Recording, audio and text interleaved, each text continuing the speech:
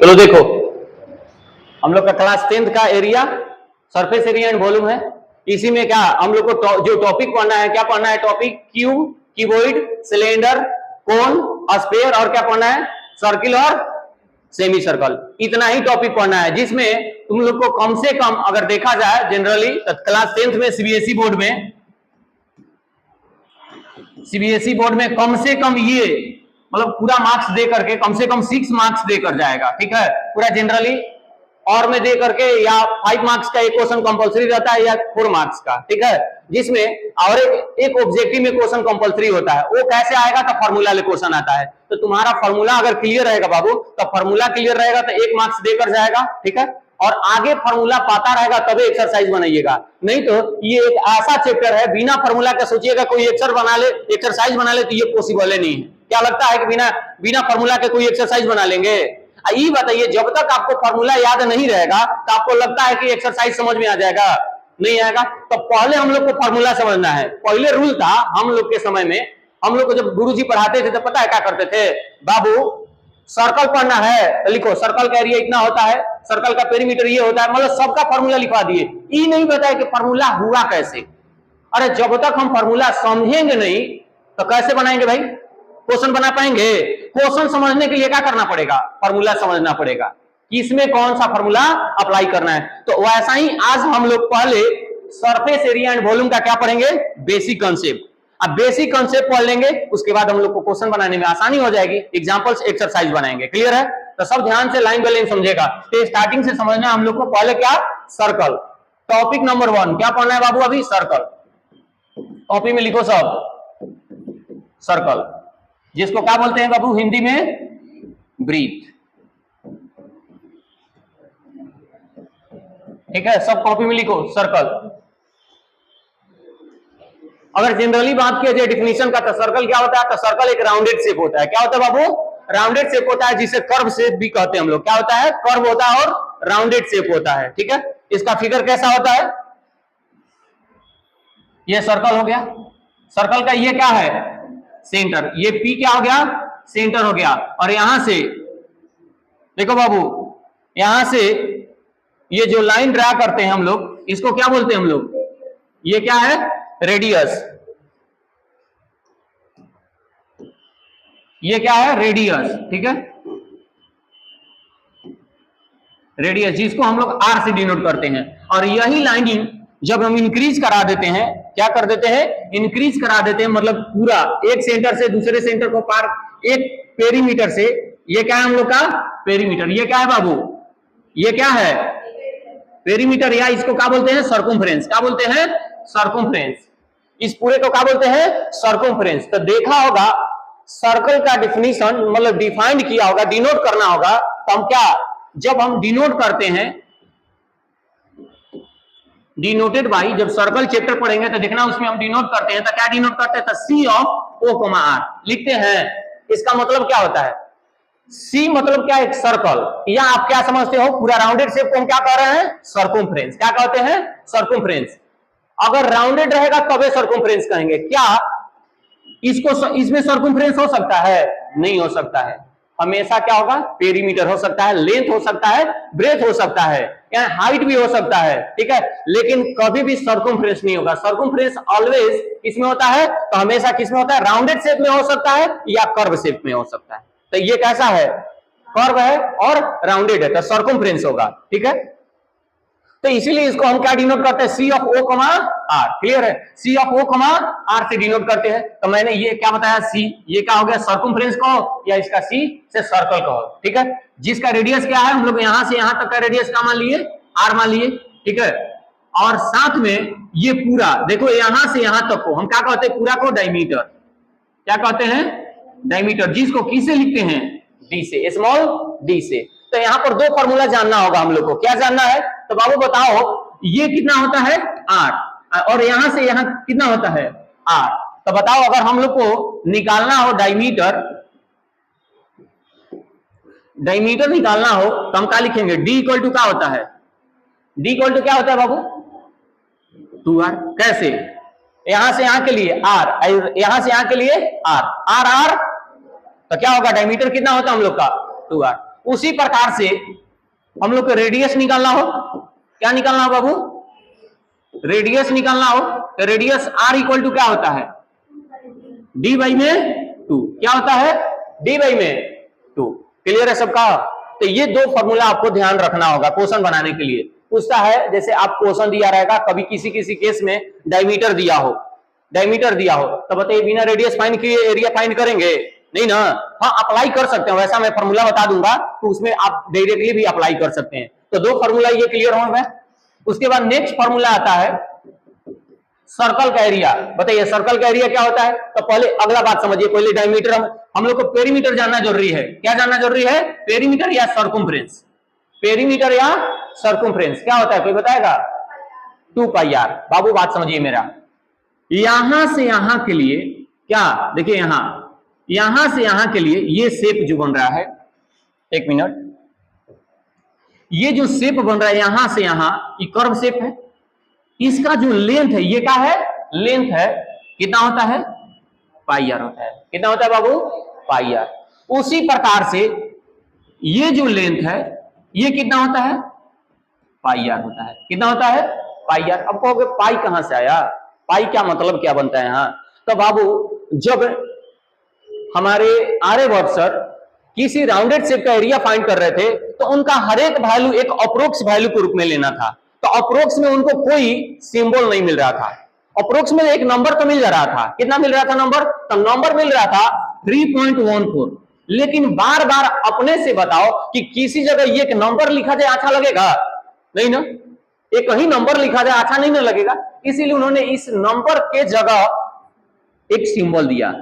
ये कैसा है, ग्रीक वर्ड है। कैसा है, ग्रीक वर्ड है। उस समय ग्रीक वर्ड ही हमारे इंडिया में ग्रीक भाषा ही चलता था, ठीक है। तो कैसा वर्ड दिए, ग्रीक वर्ड। जैसे आप लोगों ने देखा होगा अल्फा, ये बताइए अल्फा हमारे यहाँ मैथ में यूज होता है, कहीं आप देखें किसी वर्ड को बोलते हुए, जैसे एबीसीडी में आप बोलते हैं ना, APPLE एप्पल मतलब सेव, तो वैसे ही ए के जगह ए आप कैसे लिखते हैं, आप ए लिखते हैं ऐसे या लिखते होंगे ऐसे, लिखते हैं ना। तो ये हमारा जो है ये कौन है, ब्रिटिश लैंग्वेज है, ब्रिटिश लैंग्वेज है। अब ब्रिटिश लैंग्वेज को हम लोग इंडियन लैंग्वेज में कन्वर्ट करके हम लोग ऐसे लिख लिए ए को। क्लियर है, पूरा वर्ल्ड जानता है क्योंकि इंटरनेशनल लैंग्वेज है, पूरा वर्ल्ड जानता है इंटरनेशनल लैंग्वेज। लेकिन ये जो वर्ड है ये कैसा है, पहले का अरबी वर्ड है, जिसमें हम लोग आज कहते हैं इसको अलग अलग वर्ड के रूप में हम लोग जानते हैं। तो पहले का जो ग्रीक वर्ड था, उस ग्रीक वर्ड को हम लोग कुछ कुछ यूज करते हैं अपने यहाँ। जैसे सिंबल नहीं मिलेगा, और जब सिंबल हम लोग को नहीं मिलेगा तो क्या करेंगे, एक ही सिंबल को एक ही टाइप के चीजों को बार बार डिनोट किया जाता है, आप कंफ्यूज नहीं कर जाएंगे। सपोज रेडियस आर है ना, यही रेडियस के जगह कोई और सिंबल यूज कर दिया जाए तो कंफ्यूजन नहीं हो जाइएगा, है? लेकिन बताइए सब लोग को सर लोग क्या पढ़ाए हैं कि रेडियस को आर से डिनोट करते हैं, सब सर लोग पढ़ाए थे। ऐसा कहा कि दूसरा कोचिंग में गए, अच्छा स्कूल में गए होंगे तो दूसरा सिंबल था, हमारे यहाँ अलग सिंबल है, सब जगह एक ही सिंबल बताया गया। उसी प्रकार से हमारे यहाँ आए थे तो अल्फा एक ही बताया गया था कि अल्फा ऐसा होता है, बीटा ऐसा ही होता है, गामा ऐसा ही होता है। लेकिन ये बताइए कहीं लैंग्वेज में मिला था, ये नहीं मिला था। क्यों, क्योंकि ग्रीक वर्ड है, इस जितने हैं अल्फा बीटा गामा क्या है, ग्रीक वर्ड है। जब ग्रीक में जब जाइएगा बाबू तो वहां पर आपको जब एबीसीडी पढ़ाया जाएगा ना, तो वहां ए नहीं कहा जाएगा, क्या कहा जाएगा, अल्फा। वहां बी नहीं कहा जाएगा, कहा जाएगा बीटा। तो वही चीज हम लोग कॉपी पेस्ट मार लिए अपने यहाँ, और वो चीजें हम लोग इस्तेमाल करते हैं, आज अपने यहाँ यूज करते हैं, तो मैथ में यूज करते हैं। उसी प्रकार से जैसे अल्फा बीटा गामा है, उसी प्रकार से एक पाई भी है। तो पाई एक कैसा वर्ड है, ग्रीक वर्ड है।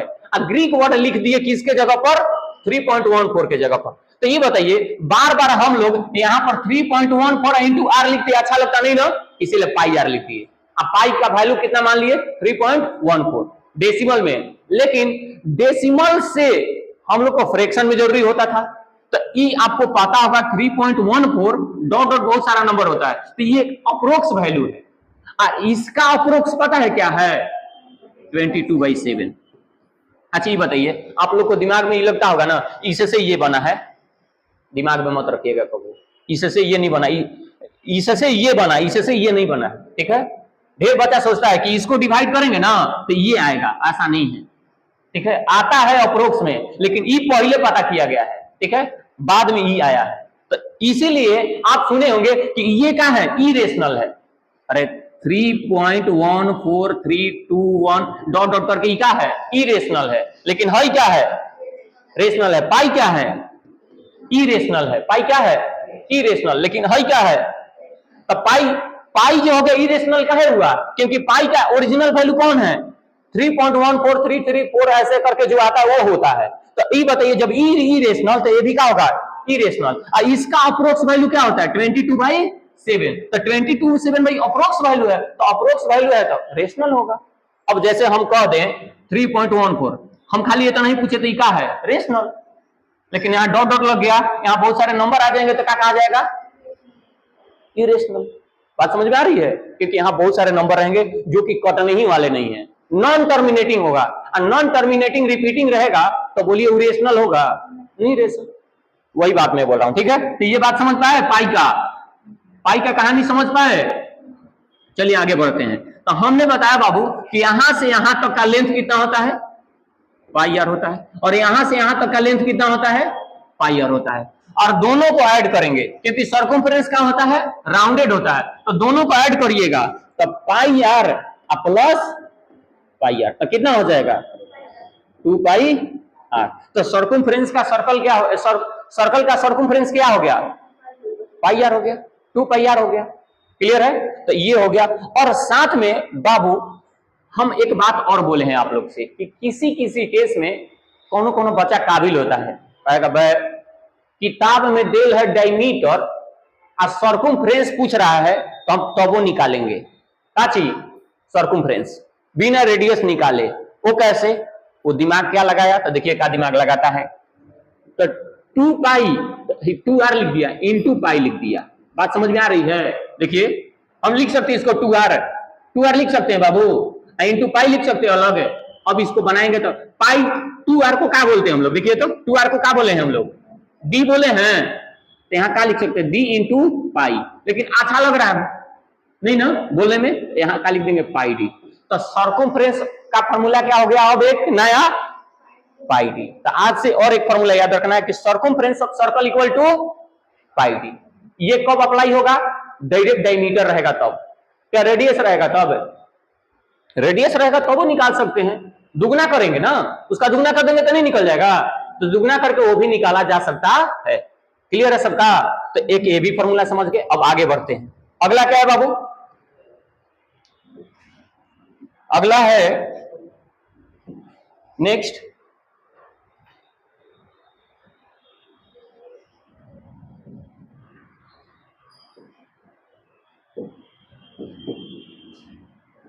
चौथा क्या है, एरिया। सर्कल का एरिया क्या होता है बाबू, पाई आर स्क्वायर। तो ध्यान दो, लेंथ कितना हो गया, एक साइड का देखो लेंथ कितना हो गया, एक साइड का लेंथ कितना होता है, पाई आर। समझो ध्यान से, यहां ये क्या है, रेक्टेंगल, ये क्या है बाबू, रेक्टेंगल। और देखो तो ये लेंथ, ये लेंथ, ये ब्रेथ, ये ब्रेथ। हम कहेंगे इसका एरिया निकालो, तो क्या लिखते हो तुम लोग, लेंथ इंटू क्या, दो लेंथ है तो दोनों लेंथ में लिखते हो। अब ध्यान देना है, यहां पाई आर कगो है, आर कगो है, दो है, पाई आर कगो है, दो है।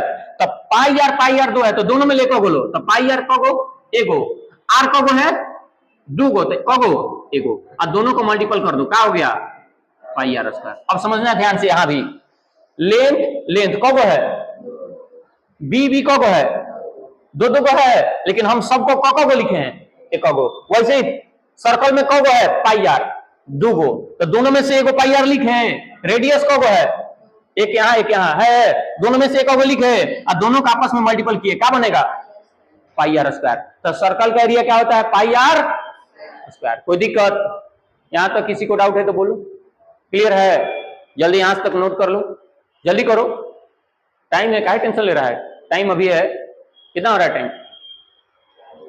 टाइम कितना हो रहा है, 40 हो रहा है ना, तो फिर क्या है बार बार कह जाएंगे, क्या हो गया, अनार होने दो, क्या बोले, कोई दिक्कत नहीं है, वो आ जाएगा सब, हम बोलते हैं ना, ठीक है। जल्दी नोट कर लिया करो सब, जल्दी नोट करो, टाइम वेस्ट मत करो। हो गया बाबू, नोट कर लिया? चलो ठीक है, आगे बढ़े।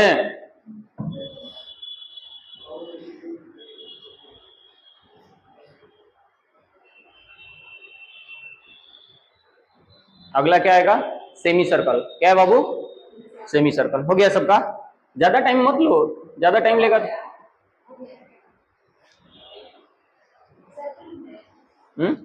हाँ, सर्कल नहीं बनाएगी, ज्यादा टाइम हो जाएगा वीडियो में, ठीक है।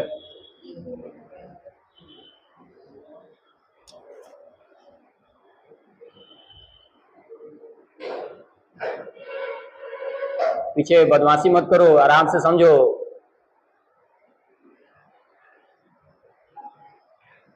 ओके बाबू, चलिए नेक्स्ट। दूसरा नंबर क्या है? Semi circle. Semi circle, semi circle को क्या बोलते हैं बाबू? अर्ध वृत्त, ठीक है, अर्ध वृत्त। फिगर बना लिया जाए।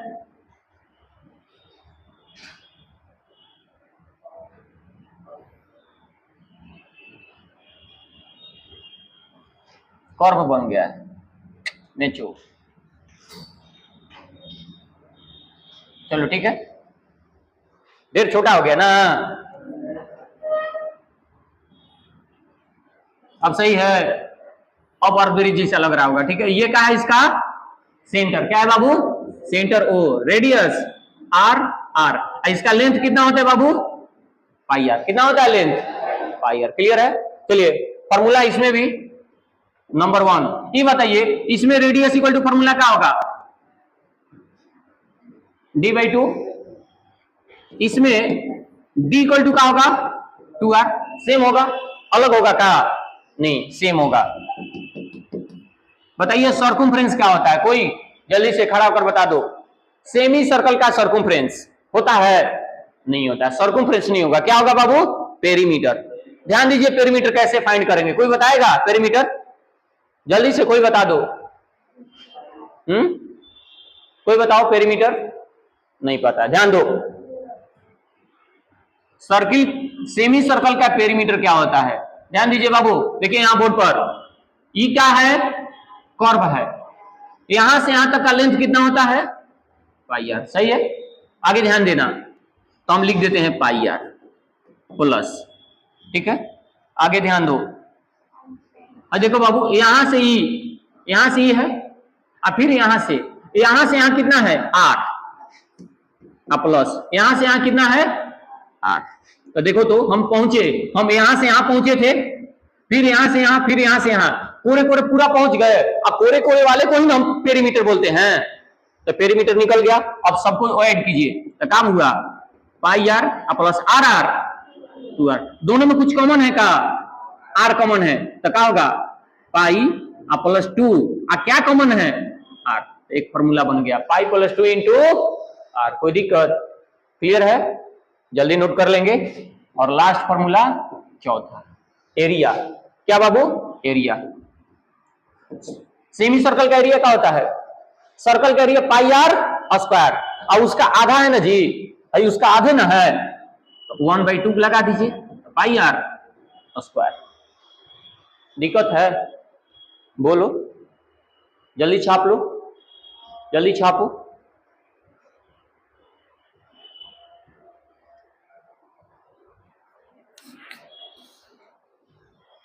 आगे बढ़ेंगे, देख लेना, पाई आर स्क्वायर लिखे हैं ना,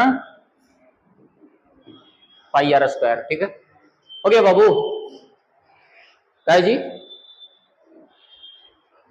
क्या हुआ? टेंशन में लग रही, घरे नहीं लिया गया कहा तुमको मम्मी पापा? हो गया बाबू? वो कुछ सुनवाई नहीं है, पूरा कंप्लीट करके ही जाना है। हो गया बाबू? चलो नेक्स्ट बाबू, तीसरा नंबर क्यूब। चलिए लिखिए सभी लोग, क्यूब। क्यूब को क्या कहते हैं हिंदी में? घन। क्या कहते हैं, घन। हो गया। चलिए फिगर बना लिए जाए। देखो बाबू, देखो हम जैसे बना रहे फिगर वैसी बनाना सब। अब देखिए कोको को भी फिगर नहीं आता आज तक आता है बनाने। पीछे बदमाशी मत करो बाबू, ध्यान से पढ़ो। बाबू क्यूब है, इसका सभी साइड सेम होगा। क्यूब का सभी साइड क्या होता है, सेम होता है। तो देखो तो हम साइड मान लेते अपने मन से, क्या मान ले, एल एल एल। तो ये देखो तो ये लेंथ, ब्रेथ और हाइट। जैसे सपोज मान लो कोई क्यूब नहीं है यहां पर, क्यूब के जैसा कोई शेप है किसी के पास, चलो नहीं है, हैं? रखा है चार्जर, चलो छोड़ दो ये। सपोज मान लो क्यूब के जैसा है, ठीक है। अब ध्यान से समझना सब। हम लोग को पहला जरूरी है क्या, वर्टेक्स, एज और क्या होता है, एज, वर्टेक्स और क्या होता है जी, फेस। चलिए काउंट करते हैं, ध्यान देगा सब। फेस पहले पता कर लेते हैं, वर्टेक्स पता कर लिया जाए। वर्टेक्स किसको कहते हैं, इसको, ये क्या है, वर्टेक्स। चलो वर्टेक्स काउंट करते हैं जल्दी। देखो तो बाबू 1 2 3 4 5 6 7 8। वर्टेक्स कितना होता है, 8। उसके बाद फेस पता करते हैं, ये क्या है, फेस। ध्यान देना, देखो तो 1 2 3 4 5 6। तो फेस कब हुआ है, में 6 को ही हुआ, 6 को हुआ। देखो गिनो, 1 2 3 4 5 6। तो कितना हुआ, फेस कब होता है, 6 को होता है। बोलो नहीं, अरे एक वो सामने है, एक इस साइड, तो 1 1 2 और फिर एक नीचे एक ऊपर।